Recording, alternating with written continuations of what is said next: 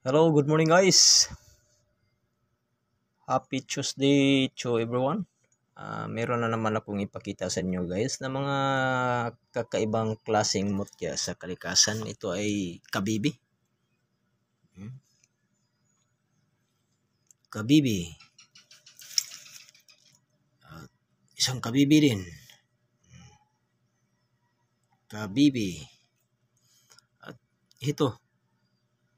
Nakapasok yung mutya. At may forma pang kabayo.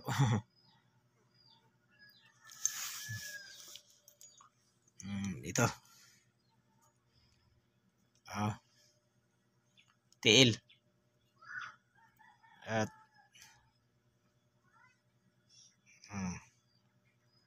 revolto. Maganda siya. Tulad nito. Parang imahin.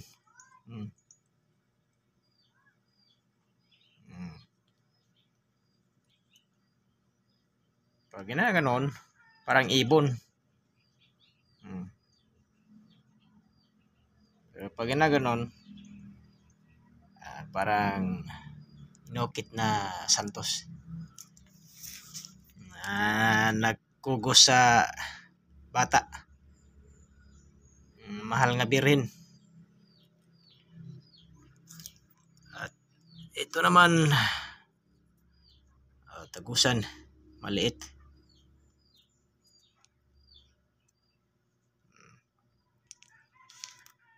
Aking ginger, luya.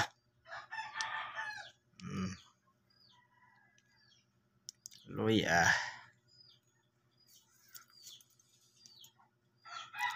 Luya.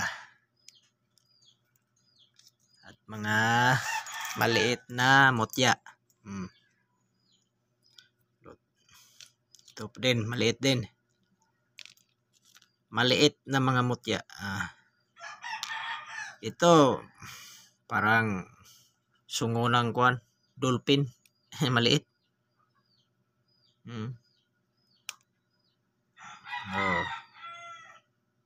Ulo. Ulo ng dolphin. At isang shell. Ito, naputol. Parang balat hanginan.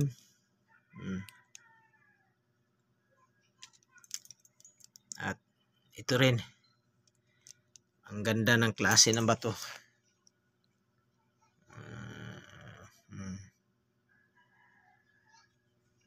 Nakaikot yung batong ara ito. At pula na bato. Napakasolid.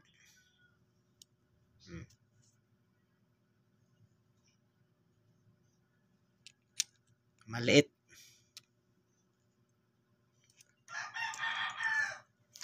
Napakaganda. Ito, batong ara.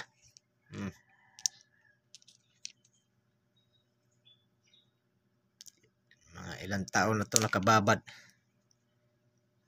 sa ilalim ng lupa.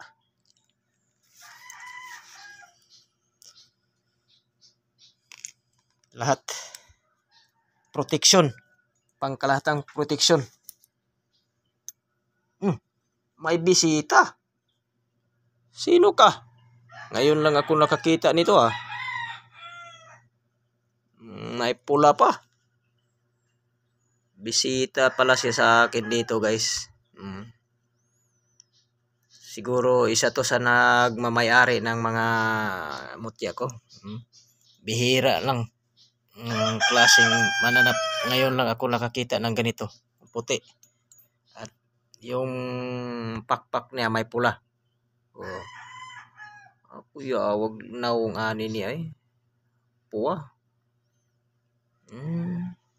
Nasa colorful. Tingnan nyo guys.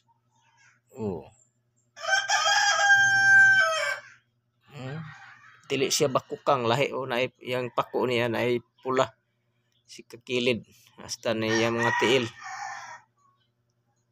Hindi na ito hilaptan guys kay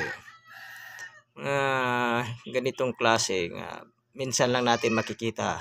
Hayaan lang natin na nakapasok sa loob ng bahay kasi puti naman talaga siya at pula. Maganda yan. Thank you for watching guys. Huwag kalimutan na mag-subscribe sa aking YouTube for more video. Thank you so much guys.